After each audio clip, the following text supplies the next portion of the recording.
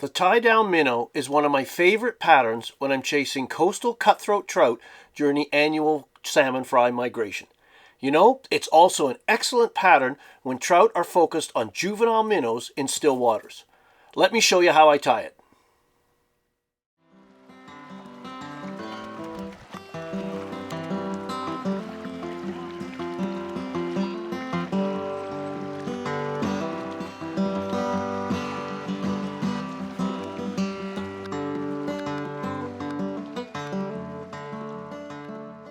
So it's time to tie a tied down minnow. So I'm going to tie this on a Daiichi 1710 number 8. You could do a 12, you could do an 8, but 10's a good average size to imitate the pin fry, the small immature baitfish I see around my local waters. For tying thread, I'm going to use some Semperfli clear waxed 8/0 in pale olive. You could use brown, whatever the approximate head color of the minnows you're trying to imitate. And we're just going to get a base of thread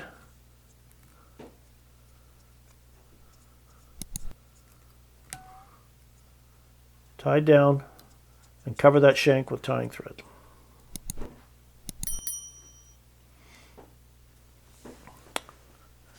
For the body, we're going to use some pearl flat braid, 1/16 inch. You could use silver as well. I'm going to bring the tying thread back up.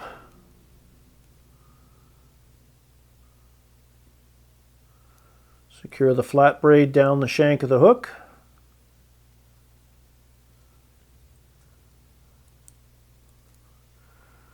And I like to put some little silver sides on mine so I get this contrast of both the pearl and the silver.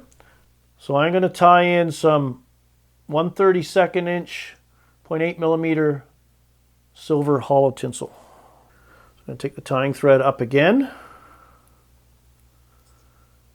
And just to ensure I get this along the sides, I tie it up well forward of the back of the hook and then just secure it down the sides like so. And then I'm going to bring the tying thread forward and tie in another strip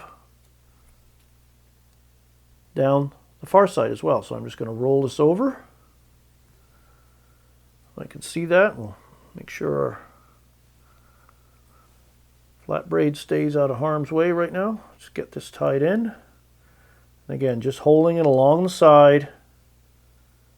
I'm securing this down. I would normally obviously do this more horizontal, but just to keep things in frame and so you can see what I'm doing. And then we'll rotate that back up and we should be just like we were when we started. Yeah.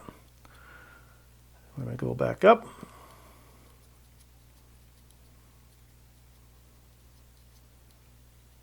Cover all that up. And now we're just going to take our flat braid and we're going to build slender little body, just to overlap the wraps a little bit. Might go up and down a couple times.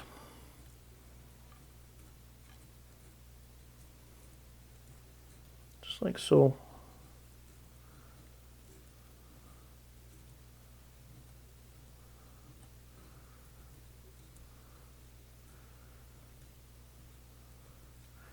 Keeping in mind you're trying to imitate a little small baitfish, little juvenile baitfish. Could be a fathead minnow, brook stickleback, dace, whatever minnows reside in your local waters. Could be even a juvenile salmon. And then we'll just trim that off. And then we're going to take our holographic and pull down one side, like so. Secure that in place. And then repeat for the other side. I'm just going to pull this along, making sure it's positioned properly. Like so.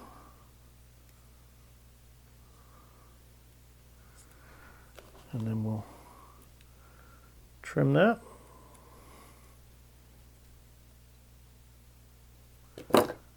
Build up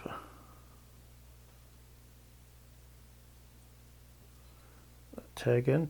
And we do build a little bit of an oversized head here because this is actually helping to suggest the minnow itself. Now, for the tie down part, we're going to use, you could use Mallard, you could use Teal, but we're going to use some barred Gadwell. Just love the coloration of this olive. So this will give a nice olive markings down the back of the fly. So I'm going to take a feather and I'm going to isolate a slip like so, keeping those tips aligned as best I can. Just gently remove those. Kind of gather and roll them like so. And I'm going to tie them in place. So it'll leave me a little, the tips will stick out about half the shank in length. Just like that.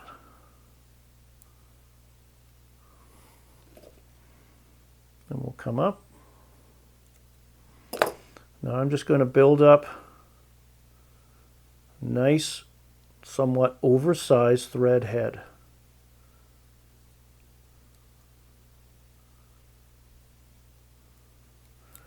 And then we'll whip finish.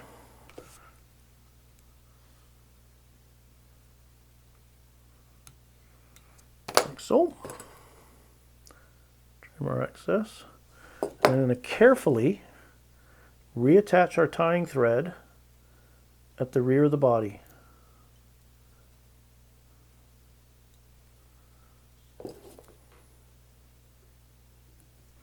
And I'm going to gather that Gadwell and tie it down, hence the pattern's name. 1, 2, 3. We'll whip finish to secure that. You could put a little touch of super glue or resin on there. Just right on that tie down area. Just like so, just to reinforce it.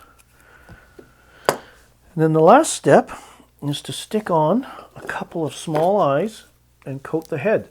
Back when I first started tying these styles of pattern, we used to actually just use a paint, hobby paint, model paint. And paint a white eye and then dot it with a black pupil, and then stick-on eyes came out. Made it much easier to do than that. So I'm going to take one eye and just lay it right. Get that in position.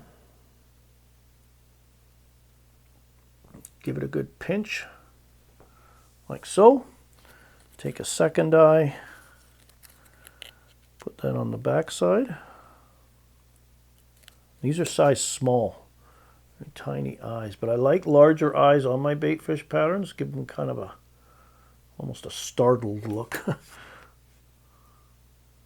just stick out, because I think the fish, these eyes are a trigger.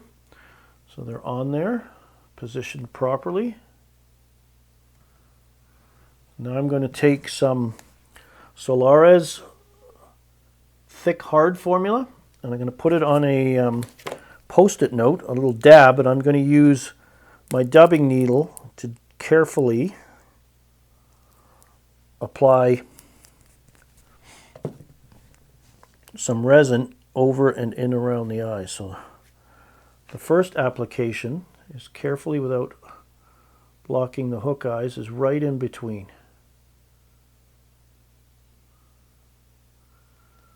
Like so. And you can do this in stages. You don't have to do it all at once. That's sitting in there. So I'm going to cure it, because that is going to help lock those eyes in place. And then I'm going to do it on the underside as well. Take a little bit more. Drop it right in there.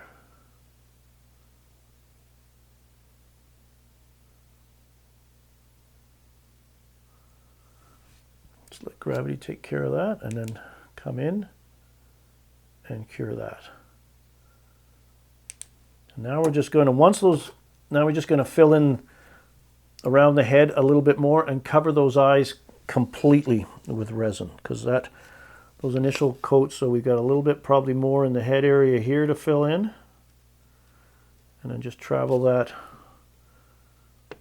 all over the eye, because you want to encapsulate the eye, that way it will stay in place for you. I'm just going to come in with my light, cure it up. And it's better to do this in stages than try and put one big smear, at least for me. It gets too much material all over the place and gets difficult to control. We'll do the other side eyes as well. Just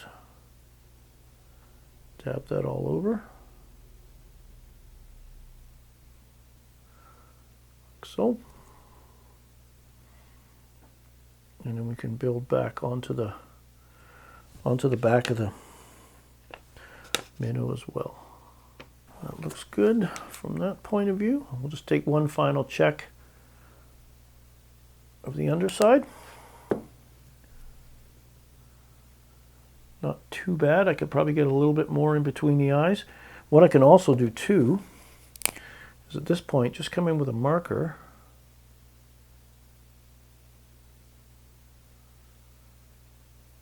This is purely optional, but I put a little bit of red in there.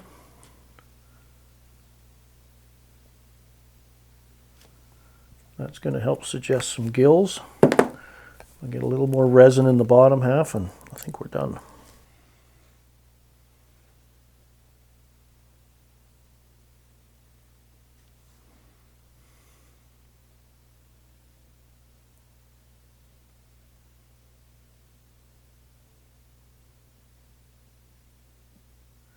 Rotate that around a little bit, let gravity do some wonders for us. We can let that sort of sit a little bit and that'll droop down and then come up underneath and lock her up. There you have a simple little tied down minnow.